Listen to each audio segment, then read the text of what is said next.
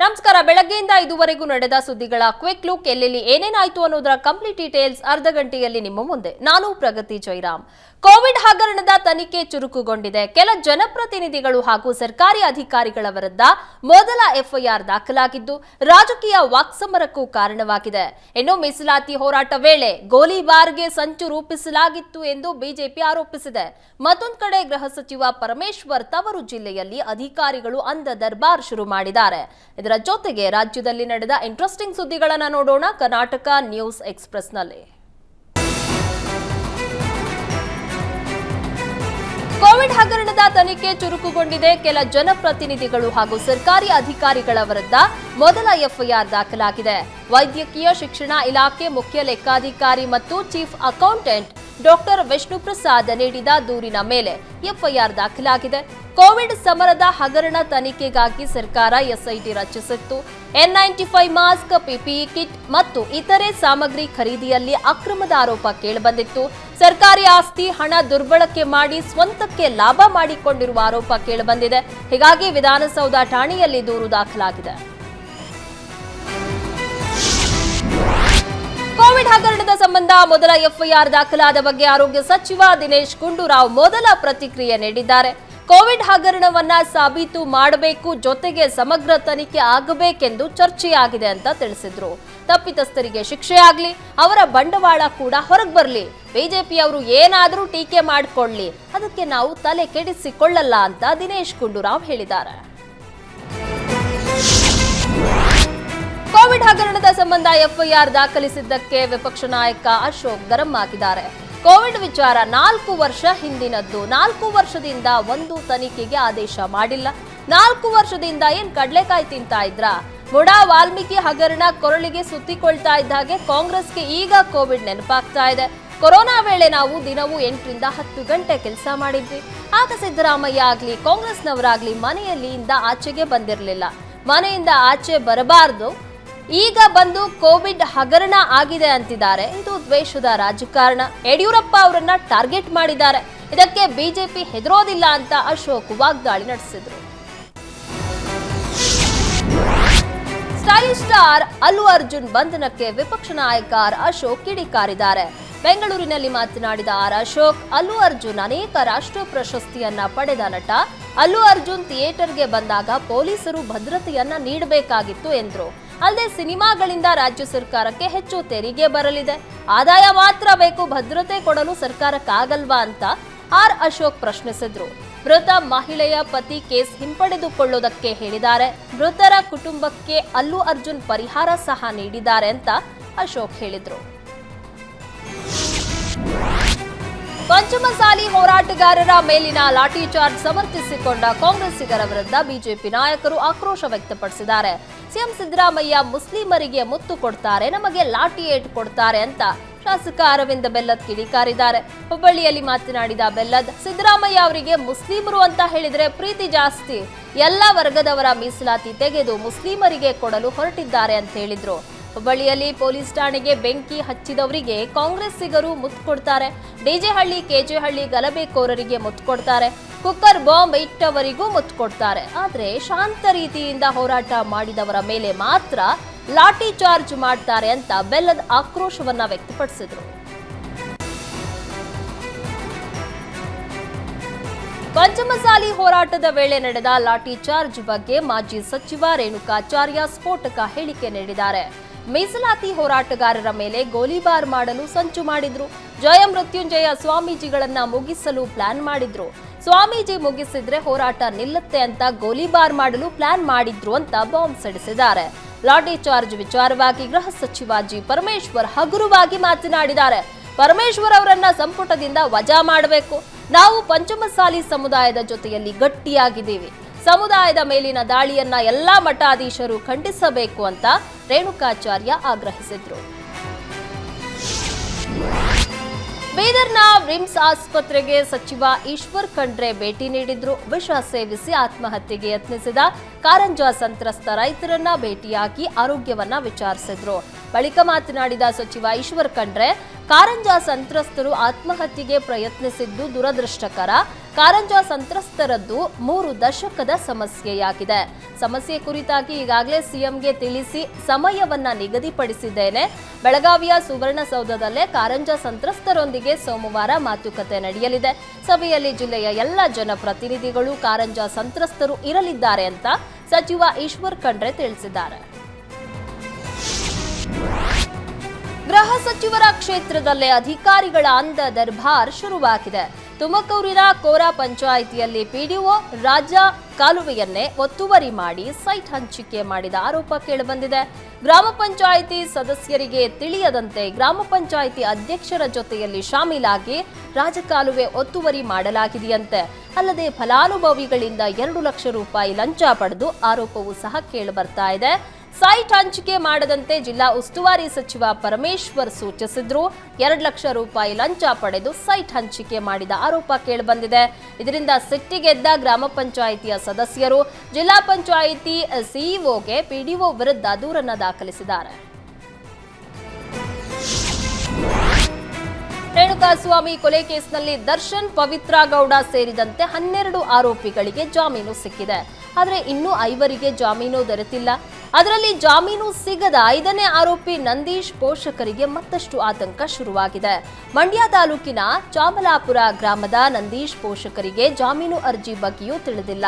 ದರ್ಶನ್ ಆಚೆ ಬಂದಿದ್ದಾರೆ, ಅವರೇ ನೋಡ್ಕೊಳ್ತಾರೆ ಅಂತ ಪೋಷಕರು ಅಳಲನ್ನ ತೋಡ್ಕೊಂಡಿದ್ದಾರೆ. ದರ್ಶನ್ ಬೇಲ್ ಕೊಡಿಸುವ ನಂಬಿಕೆ ಇದೆ ಅಂತ ನಂದೀಶ್ ತಾಯಿ ಕಣ್ಣೀರ್ ಹಾಕಿದ್ರು. ಕೂಲಿ ನಾಲಿ ಮಾಡಿ ನಾವು ಜೀವನ ಮಾಡ್ತಾ ಇದ್ದೀವಿ, ವಕೀಲರನ್ನ ಸಂಪರ್ಕಿಸುವಷ್ಟು ದುಡ್ಡು ಇಲ್ಲ ಅಂತ ನಂದೀಶ್ ತಾಯಿ ಕಣ್ಣೀರಿಟ್ರು. ಬೆಂಗಳೂರಿನಲ್ಲಿ ಗುಂಡಿ ಗಂಡಾಂತರಕ್ಕೆ ಕೊನೆಯೇ ಇಲ್ಲದಂತಾಗಿದೆ. ಬೆಂಗಳೂರಿನಲ್ಲಿ ಪಣತ್ತೂರು ಜನ ದಶಮಾನೋತ್ಸವ ಹೆಸರಲ್ಲಿ ವಿಭಿನ್ನವಾಗಿ ಪ್ರತಿಭಟನೆ ನಡೆಸಿದ್ದಾರೆ. ರಸ್ತೆ ಗುಂಡಿಯ ಮಾದರಿ ಕೇಕ್ ತಯಾರಿಸಿ ಗುಂಡಿಯಲ್ಲಿ ಕುಳಿತು ಕೇಕ್ ಕಟ್ ಮಾಡಿದ್ದಾರೆ. ರಸ್ತೆಯಲ್ಲಿ ಕೇಕ್ ಕಟ್ ಮಾಡಿ ಡಿಸಿಎಂಗೆ ಮನವಿ ಮಾಡಿದ್ದಾರೆ. ಬಿಬಿಎಂಪಿ ಅಧಿಕಾರಿಗಳೇ ಅಭಿವೃದ್ಧಿ ಮಾಡಿ ಅಂತ ಘೋಷಣೆ ಕೂಗಿದ್ದಾರೆ. ರಸ್ತೆ ಗುಂಡಿಗೆ ದಶಮಾನೋತ್ಸವ ಕೇಕ್ ಮಾಡಿ ಬಿಬಿಎಂಪಿ ವಿರುದ್ಧ ವ್ಯಂಗ್ಯವಾಡಿದ್ದಾರೆ.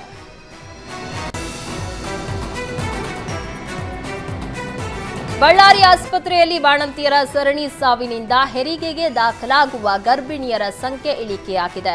ಕಳಪೆ ದ್ರಾವಣದಿಂದ 5 ಬಾಣಂತಿಯರು ಮೃತಪಟ್ಟಿದ್ದರಿಂದ ಆಸ್ಪತ್ರೆಗೆ ದಾಖಲಾಗುವ 50% ಸಂಖ್ಯೆ ಕುಸಿತವಾಗಿದೆ. ಬಾಣಂತಿಯರ ಸರಣಿ ಸಾವಿನ ಪ್ರಕರಣದಿಂದ ಜನರು ಆತಂಕಗೊಂಡಿದ್ದಾರೆ. ಡಿಸೆಂಬರ್ 13ನೇ ತಾರೀಕಿನವರೆಗೆ ಕೇವಲ 80% ಗರ್ಭಿಣಿಯರು ದಾಖಲಾಗಿದ್ದಾರೆ. ಆದರೆ ಅಕ್ಟೋಬರ್ನಲ್ಲಿ ಬರೋಬ್ಬರಿ 577 ಗರ್ಭಿಣಿಯರು ದಾಖಲಾಗಿದ್ರು. ನವೆಂಬರ್ ತಿಂಗಳಲ್ಲಿ ಸರಣಿ ಸಾವು ಆರಂಭವಾದ ಬಳಿಕ 289ಕ್ಕೆ ಇಳಿಕೆಯಾಯಿತು. ಇದೀಗ 80ಕ್ಕೆ ಇಳಿಕೆಯಾಗಿದೆ. ವೈದ್ಯರ ನಿರ್ಲಕ್ಷ್ಯ, ಕಳಪೆ ಔಷಧಿಯ ಆತಂಕ, ಬಾಣಂತಿಯರ ಸಾವಿನಿಂದ ಸರ್ಕಾರಿ ಆಸ್ಪತ್ರೆಗೆ ದಾಖಲಾಗುವವರ ಸಂಖ್ಯೆ ಗಣನೀಯವಾಗಿ ಇಳಿಕೆಯಾಗಿದೆ. ಬಳ್ಳಾರಿಯಲ್ಲಿ ಬಾಣಂತಿಯರ ಸರಣಿ ಸಾವಿನ ಬೆನ್ನಲ್ಲೇ ಜಿಲ್ಲಾಸ್ಪತ್ರೆಗಳು ಎಚ್ಚೆತ್ತುಕೊಂಡಿವೆ. ಇಂದು ರಾಮನಗರದ ಜಿಲ್ಲಾಸ್ಪತ್ರೆಗೆ ಲೋಕಾಯುಕ್ತ ಎಸ್ಪಿ ಸ್ನೇಹಾ ದಿಢೀರಂತ ಭೇಟಿ ಕೊಟ್ಟರು. ಜೊತೆಗೆ ಬಿಡದಿಯ ಸಮುದಾಯ ಆಸ್ಪತ್ರೆಗೂ ಭೇಟಿ ಕೊಟ್ಟಿದ್ದ ಲೋಕಾಯುಕ್ತ ಎಸ್ಪಿ ಆಸ್ಪತ್ರೆಯ ವ್ಯವಸ್ಥೆಯನ್ನ ಪರಿಶೀಲನೆ ನಡೆಸಿದ್ರು. ಸ್ಕ್ಯಾನಿಂಗ್ ಸೆಂಟರ್, ಲ್ಯಾಬ್, ಮೆಡಿಕಲ್ ದಾಸ್ತಾನಿನ ಬಗ್ಗೆ ಪರಿಶೀಲನೆ ನಡೆಸಿದ್ರು. ಅವಧಿ ಮುಗಿದ ಮೆಡಿಸಿನ್, ಗ್ಲೂಕೋಸ್ ಬಾಟಲ್ಗಳ ಪರಿಶೀಲನೆ ನಡೆಸಲಾಯಿತು. ವೈದ್ಯರು ಹಾಗೂ ಸಿಬ್ಬಂದಿ ಹೆಚ್ಚುವರಿ ಹಣ ಕೇಳ್ತಾ ಇದ್ದಾರಾ ಅಂತ ಸಾರ್ವಜನಿಕರಲ್ಲಿ ಮಾಹಿತಿಯನ್ನ ಪಡೆದರು. ಬೆಂಗಳೂರಲ್ಲಿ ಆತ್ಮಹತ್ಯೆ ಮಾಡಿಕೊಂಡ ಟೆಕ್ಕಿ ಅತುಲ್ ಸುಭಾಷ್ ಆತ್ಮಹತ್ಯೆ ಪ್ರಕರಣ ದೇಶಾದ್ಯಂತ ಸಂಚಲನ ಸೃಷ್ಟಿ ಮಾಡಿದೆ. ನಾನು ಅತುಲ್ ಸುಭಾಷ್, ಜಸ್ಟಿಸ್ ಫಾರ್ ಅತುಲ್ ಸುಭಾಷ್ ಎಂದು ಪೋಸ್ಟ್ ಮಾಡಲಾಗ್ತಾ ಇದೆ. ಕೆಲ ಮಹಿಳೆಯರು ಕಾನೂನನ್ನ ದುರ್ಬಳಕೆ ಮಾಡ್ತಾ ಇದ್ದಾರೆಂದು ಮಹಿಳೆಯರೇ ಆಕ್ರೋಶ ಹೊರಹಾಕಿದ್ದಾರೆ. ಅತುಲ್ ಸಾವಿನ ನ್ಯಾಯಕ್ಕಾಗಿ ಪುರುಷರಿಗಿಂತ ಹೆಚ್ಚಾಗಿ ಮಹಿಳೆಯರೇ ಆಗ್ರಹಿಸಿದ್ದಾರೆ. ಹಾಸನ ನಗರದ ಕೆಎಚ್ಬಿ ಬಡಾವಣೆಯ ಮನೆಯೊಂದರಲ್ಲಿ ನಗದು ಹಾಗೂ ಚಿನ್ನಾಭರಣ ಕಳ್ಳತನ ಆಗಿದೆ. ಸಚಿನ್ ಎಂಬುವವರ ಮನೆಗೆ ನುಗ್ಗಿದ ಕಳ್ಳ ಮನೆಯಲ್ಲಿದ್ದ 15 ಲಕ್ಷ ನಗದು ಹಾಗೂ 7 ಲಕ್ಷ ಮೌಲ್ಯದ 130 ಗ್ರಾಂ ಚಿನ್ನವನ್ನ ಕದ್ದೊಯ್ದಿದ್ದಾನೆ. ಕಳ್ಳನ ಚಲನವಲನ ಸಿಸಿಟಿವಿಯಲ್ಲಿ ಸೆರೆಯಾಗಿದ್ದು ಹಾಸನ ನಗರ ಪೊಲೀಸ್ ಠಾಣೆಯಲ್ಲಿ ಪ್ರಕರಣ ದಾಖಲಾಗಿದೆ. 7 ಅಂತಸ್ತಿನ ಕಟ್ಟಡದ ಮೇಲಿಂದ ಬಿದ್ದು ಕಾರ್ಮಿಕ ಮೃತಪಟ್ಟ ಘಟನೆ ಬೆಂಗಳೂರಿನ ತಿಲಕನಗರದ ಜಿಎನ್ಆರ್ ಕಲ್ಯಾಣ ಮಂಟಪದ ಬಳಿ ನಡೆದಿದೆ. ಕಲಬುರಗಿ ಮೂಲದ ಶರಣಪ್ಪ ಮೃತಪಟ್ಟ ದುರ್ದೈವಿ. 7 ಅಂತಸ್ತಿನ ಕಟ್ಟಡದ ಕೆಲಸ ನಡೀತಾ ಇತ್ತು. ಈ ವೇಳೆ ಚಂದ್ರಪ್ಪ ಹಾಗೂ ಶರಣಪ್ಪ ಇಬ್ಬರು ಮೇಲಿಂದ ಬಿದ್ದಿದ್ದಾರೆ. ಚಂದ್ರಪ್ಪ ಎಂಬುವವರಿಗೆ ಗಂಭೀರವಾದಂತಹ ಗಾಯಗಳಾಗಿದ್ದು ಜಯನಗರದ ಮಣಿಪಾಲ್ ಆಸ್ಪತ್ರೆಗೆ ದಾಖಲಿಸಿ ಚಿಕಿತ್ಸೆಯನ್ನ ನೀಡಲಾಗ್ತಾ ಇದೆ. ತಿಲಕನಗರ ಪೊಲೀಸ್ ಠಾಣಾ ವ್ಯಾಪ್ತಿಯಲ್ಲಿ ಘಟನೆ ನಡೆದಿದೆ. ಸ್ನೇಹಿತನನ್ನ ಕೊಲೆಗೈದಿದ್ದ ಆರೋಪಿಗಳಿಗೆ ರಾಮನಗರ 2ನೇ ಹೆಚ್ಚುವರಿ ಜಿಲ್ಲಾ ಸತ್ರ ನ್ಯಾಯಾಲಯ ಜೀವಾವಧಿ ಶಿಕ್ಷೆಯನ್ನ ಪ್ರಕಟಿಸಿದೆ. ಅಣ್ಣಯ್ಯಪ್ಪ ಎಂಬಾತನನ್ನ ಚಿಕ್ಕೇಗೌಡ ಹಾಗೂ ಕುಮಾರ್ ಎಂಬುವವರು 2018ರಲ್ಲಿ ಹಾರೋಹಳ್ಳಿ ತಾಲೂಕಿನ ಕೊಟ್ಟಗಾಳು ಗ್ರಾಮದಲ್ಲಿ ಹತ್ಯೆ ಮಾಡಿದ್ರು. ಚಿಕ್ಕೇಗೌಡ ಪತ್ನಿಯೊಂದಿಗೆ ಅಣ್ಣಯ್ಯಪ್ಪ ಅಸಭ್ಯವಾಗಿ ವರ್ತಿಸಿದ್ದಕ್ಕೆ ಕೊಲೆಗೈದಿದ್ರು. ಕನಕಪುರ ಗ್ರಾಮಾಂತರ ಪೊಲೀಸರು ಆರೋಪಿಗಳನ್ನ ಬಂಧಿಸಿ ನ್ಯಾಯಾಲಯಕ್ಕೆ ದೋಷಾರೋಪಣೆ ಪಟ್ಟಿಯನ್ನ ಸಲ್ಲಿಸಿದ್ರು. ವಾದ ಪ್ರತಿವಾದ ಆಲಿಸಿ ಆರೋಪ ಸಾಬೀತಾದ ಹಿನ್ನೆಲೆಯಲ್ಲಿ 2ನೇ ಹೆಚ್ಚುವರಿ ಜಿಲ್ಲಾ ಸತ್ರ ನ್ಯಾಯಾಧೀಶರು ಇಬ್ಬರು ಆರೋಪಿಗಳಿಗೆ ಜೀವಾವಧಿ ಶಿಕ್ಷೆಯನ್ನ ವಿಧಿಸಿದ್ದು 50,000 ದಂಡ ವಿಧಿಸಲಾಗಿದೆ. ಚಾಲಕನ ನಿಯಂತ್ರಣ ತಪ್ಪಿ ರಸ್ತೆ ಬದಿಯ ವಿದ್ಯುತ್ ಕಂಬಕ್ಕೆ ಕೆಎಸ್ಆರ್ಟಿಸಿ ಐರಾವತ ಬಸ್ ಡಿಕ್ಕಿ ಹೊಡೆದಿದೆ. ಡಿಕ್ಕಿ ರಭಸಕ್ಕೆ 4 ವಿದ್ಯುತ್ ಕಂಬಗಳು ಉರುಳಿ ಬಿದ್ದಿದೆ. ಮಡಿಕೇರಿಯ ಚೈನ್ ಗೇಟ್ ಬಳಿ ಅಪಘಾತ ಸಂಭವಿಸಿದೆ. ಅದೃಷ್ಟವಶಾತ್ ಪ್ರಯಾಣಿಕರು ಅಪಾಯದಿಂದ ಪಾರಾಗಿದ್ದಾರೆ. ವಿದ್ಯುತ್ ಸಂಪರ್ಕ ಕಡಿತಗೊಂಡಿದ್ದ ಹಿನ್ನೆಲೆ ದೊಡ್ಡ ಅನಾಹುತ ತಪ್ಪಿದೆ. ಮಡಿಕೇರಿ ಸಂಚಾರಿ ಪೊಲೀಸ್ ಠಾಣೆಯಲ್ಲಿ ಪ್ರಕರಣ ದಾಖಲಾಗಿದೆ. ಪುರಸಭೆ ಅಧ್ಯಕ್ಷರ ವಿರುದ್ಧವೇ ವಾಮಾಚಾರ ನಡೆಸಿರುವ ಘಟನೆ ಹಾಸನ ಜಿಲ್ಲೆಯ ಬೇಲೂರಿನಲ್ಲಿ ನಡೆದಿದೆ. ಪುರಸಭೆ ಕಟ್ಟಡದ ಹಿಂದಿರುವ ಮರದ ಬಳಿ ಕಿಡಿಗೇಡಿಗಳು ಮಾಟ ಮಂತ್ರ ಮಾಡಿದ್ದಾರೆ. ಬೇಲೂರು ಪುರಸಭೆ ಅಧ್ಯಕ್ಷ ಅಶೋಕ್ ಕುಳಿತುಕೊಳ್ಳುವ ಕುರ್ಚಿ ಹಿಂದಿರುವ ಮರಕ್ಕೆ ವಾಮಾಚಾರ ಮಾಡಲಾಗಿದೆ. ನಿಂಬೆಹಣ್ಣು, ವಿಳೆದೆಲೆ, ತಗಡು, ಅರಿಶಿಣ, ಕುಂಕುಮವನ್ನ ಮರಕ್ಕೆ ಮೊಳೆ ಹೊಡೆದು ಕಿಡಿಗೇಡಿಗಳು ಪರಾರಿಯಾಗಿದ್ದಾರೆ. ಸ್ವಪಕ್ಷದ ಸದಸ್ಯರೇ ನನ್ನ ವಿರುದ್ಧ ಮಾಟ ಮಂತ್ರ ಮಾಡಿಸಿದ್ದಾರೆ ಅಂತ ಪುರಸಭೆ ಅಧ್ಯಕ್ಷ ಅಶೋಕ್ ಆರೋಪಿಸಿದ್ದಾರೆ. ನನಗೆ ಕೆಲಸ ಮಾಡಲು ನಮ್ಮ ಪಕ್ಷದ ಸದಸ್ಯರೇ ಬಿಡ್ತಾ ಇಲ್ಲ, ಎಲ್ಲಾ ಕೆಲಸಗಳಿಗೂ ಅಡ್ಡಪಡಿಸ್ತಾ ಇದ್ದಾರೆ ಅಂತ ಆಕ್ರೋಶವನ್ನ ಹೊರಹಾಕಿದ್ದಾರೆ. ದೇವರಿಗೆ ಹಚ್ಚಿದ ದೀಪದಿಂದ ಮನೆಗೆ ಬೆಂಕಿ ಹತ್ತಿ ಸಂಪೂರ್ಣ ಸುಟ್ಟು ಕರಕಲಾಗಿದೆ. ಹಾವೇರಿ ಜಿಲ್ಲೆಯ ರಾಣೆಬೆನ್ನೂರು ತಾಲೂಕಿನ ದೇವಗೊಂಡನಹಳ್ಳಿ ಗ್ರಾಮದಲ್ಲಿ ಘಟನೆ ನಡೆದಿದೆ. ಮಹಂತೇಶ ಶಿವನಗೌಡ್ರು ಎಂಬುವವರಿಗೆ ಸೇರಿದ ಮನೆಯಲ್ಲಿ ಘಟನೆ ನಡೆದಿದೆ. ದೇವರ ಮನೆಯಲ್ಲಿ ದೀಪ ಹಚ್ಚಿ ಮನೆಯವರು ಯಲ್ಲಮ್ಮನ ಗುಡ್ಡಕ್ಕೆ ದರ್ಶನಕ್ಕೆ ಅಂತ ತೆರಳಿದ್ರು. ಈ ವೇಳೆ ಮನೆಯಲ್ಲಿ ಬೆಕ್ಕು ಅಥವಾ ಇಲಿಗಳು ದೀಪ ಎಳೆದು ಬೆಂಕಿಯ ತಗುಲಿರುವ ಶಂಕೆ ವ್ಯಕ್ತಪಡಿಸಲಾಗಿದೆ. ಲಕ್ಷಾಂತರ ಮೌಲ್ಯದ ವಸ್ತುಗಳು ಬೆಂಕಿಯಲ್ಲಿ ಸುಟ್ಟು ಕರಕಲಾಗಿದ್ದು ಮನೆಯವರು ಕಂಗಾಲಾಗಿದ್ದಾರೆ. ಘಟನೆ ಕುರಿತು ಹಲಗೇರಿ ಪೊಲೀಸ್ ಠಾಣೆಯಲ್ಲಿ ಪ್ರಕರಣ ದಾಖಲಾಗಿದೆ. ಕಲಬುರಗಿ ನಗರದ ಖರ್ಗೆ ಸರ್ಕಲ್ನಲ್ಲಿರುವ ಕಾಫಿಜಾ ಕೆಫೆ ಸೆಂಟರ್ನಲ್ಲಿ ಅಗ್ನಿ ಅವಘಡ ಸಂಭವಿಸಿದೆ. 3ನೇ ಮಹಡಿಯಲ್ಲಿರುವ ಕಾಫಿಜಾ ಕೆಫೆ ಸೆಂಟರ್ನಲ್ಲಿ ಏಕಾಏಕಿ ಕಾಣಿಸಿಕೊಂಡ ಬೆಂಕಿ ಕ್ಷಣಾರ್ಧದಲ್ಲಿ ಇಡೀ ಕಟ್ಟಡವನ್ನು ಆವರಿಸಿತ್ತು. ಸ್ಥಳಕ್ಕೆ ಅಗ್ನಿಶಾಮಕ ದಳ ಸಿಬ್ಬಂದಿ ಆಗಮಿಸಿ ಬೆಂಕಿಯನ್ನ ನಂದಿಸುವಲ್ಲಿ ಯಶಸ್ವಿಯಾಗಿದ್ದಾರೆ. ಘಟನೆಯಲ್ಲಿ ಯಾವುದೇ ಪ್ರಾಣಾಪಾಯ ಆಗಿಲ್ಲ. ವಿದ್ಯುತ್ ಶಾರ್ಟ್ ಸರ್ಕ್ಯೂಟ್ನಿಂದ ಅಗ್ನಿ ಅವಘಡ ಸಂಭವಿಸಿರುವ ಅನುಮಾನ ವ್ಯಕ್ತವಾಗಿದ್ದು ಪೊಲೀಸರು ತನಿಖೆ ನಡೆಸ್ತಾ ಇದ್ದಾರೆ. ಕಸ್ಟಡಿಯಲ್ಲಿದ್ದ ನಟೋರಿಯಸ್ ಕ್ರಿಮಿನಲ್ನನ್ನ ಎಸ್ಕೇಪ್ ಮಾಡಿಸಿದ್ದ ಗೋವಾ ಪೊಲೀಸ್ ಸಿಕ್ಕಿಬಿದ್ದಿದ್ದಾನೆ. ಕಸ್ಟಡಿಯಲ್ಲಿದ್ದ ಅಪರಾಧಿಯನ್ನೇ ಎಸ್ಕೇಪ್ ಮಾಡಿಸಿದ್ದ ಗೋವಾ ಪೊಲೀಸ್ ಹುಬ್ಬಳ್ಳಿ ಪೊಲೀಸರ ಕೈಯಲ್ಲಿ ಲಾಕ್ ಆಗಿದ್ದಾರೆ. ನಟೋರಿಯಸ್ ಕ್ರಿಮಿನಲ್ ಸುಲೇಮಾನ್ ಸಿದ್ದಿಕಿ ಕಾವಲಿಗಿದ್ದ ಗೋವಾ ಕ್ರೈಮ್ ಬ್ರಾಂಚ್ನಲ್ಲಿದ್ದ ಅಮಿತ್ ನಾಯಕ್ ಸಿದ್ದಿಕಿ ಎಸ್ಕೇಪ್ ಆಗೋದಕ್ಕೆ ಸಹಾಯ ಮಾಡಿದ್ದ. 10ಕ್ಕೂ ಹೆಚ್ಚು ರಾಜ್ಯಗಳಿಗೆ ಬೇಕಾಗಿರುವ ನಟೋರಿಯಸ್ ಕ್ರಿಮಿನಲ್ ಸುಲೇಮಾನ್ ಸಿದ್ದಿಕಿ ವಿರುದ್ಧ ಕೊಲೆ ಯತ್ನ, ಬೆದರಿಕೆ, ವಂಚನೆ ಕೇಸ್ಗಳಿವೆ. ಅಲ್ಲದೆ ಭೂಮಾಫಿಯಾ ದಂಧೆಯಲ್ಲಿಯೂ ಸಾರ್ವಜನಿಕರನ್ನ ಹೆದರಿಸುವುದು, ದುಡ್ಡು ಕೀಳೋದು, ದರೋಡೆ, ಮರ್ಡರ್ ಪ್ರಕರಣಗಳಲ್ಲಿ ಭಾಗಿಯಾಗಿದ್ದ. ಕ್ರಿಮಿನಲ್ ಜೊತೆಗೂಡಿ ಪೊಲೀಸ್ ಠಾಣೆಯಿಂದ ಎಸ್ಕೇಪ್ ಆಗಿದ್ದ ಅಮಿತ್ ನಾಯಕ್ ಗೋವಾದಿಂದ ತಲೆಮರೆಸಿಕೊಳ್ಳೋದಕ್ಕೆ ಹುಬ್ಬಳ್ಳಿಗೆ ಆಗಮಿಸಿದ್ದಾಗ ತಗಲಾಕೊಂಡಿದ್ದಾರೆ. ಬೆಳಗಾವಿ ಬಿಮ್ಸ್ ಆಸ್ಪತ್ರೆಯಲ್ಲಿ ಹೆತ್ತ ಮಗುವನ್ನ ಬಿಟ್ಟು ಪರಾರಿಯಾಗಿದ್ದ ತಾಯಿಯನ್ನ ಪೊಲೀಸರು ಬಂಧಿಸಿದ್ದಾರೆ. ನಿನ್ನೆ ಮಗುವನ್ನ ಬಿಟ್ಟು ತಾಯಿ ಪರಾರಿ ಆಗ್ತಾ ಇದ್ದಂತೆ 3 ದಿನದ ಮಗು ಮೃತಪಟ್ಟಿತ್ತು. ಬೇಬಿ ಜಾನ್ ಪರಾರಿಯಾಗುವ ದೃಶ್ಯ ಸಿಸಿಟಿವಿಯಲ್ಲಿ ಸೆರೆಯಾಗಿತ್ತು. ಸಿಸಿಟಿವಿ ದೃಶ್ಯ ಆಧರಿಸಿ ತನಿಖೆ ಕೈಗೊಂಡಿದ್ದ ಎಪಿಎಂಸಿ ಪೊಲೀಸರು ತಾಯಿ ಬೇಬಿ ಜಾಳನ್ನ ಬಂಧಿಸಿದ್ದಾರೆ.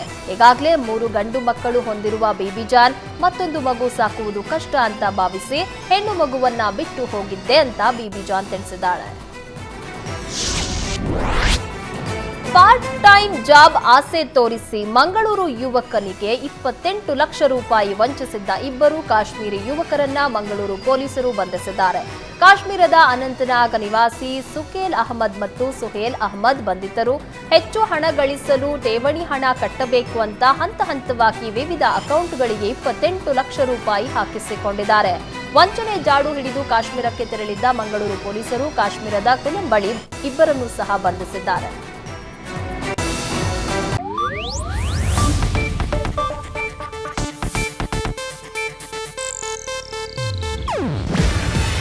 ಇದು ಏಷ್ಯಾನೆಟ್ ನ್ಯೂಸ್ ನೆಟ್ವರ್ಕ್ ಪ್ರಸ್ತುತಿ. ನೀವು ನೋಡ್ತಿದ್ದೀರಾ ಏಷ್ಯಾನೆಟ್ ಸುವರ್ಣ ನ್ಯೂಸ್.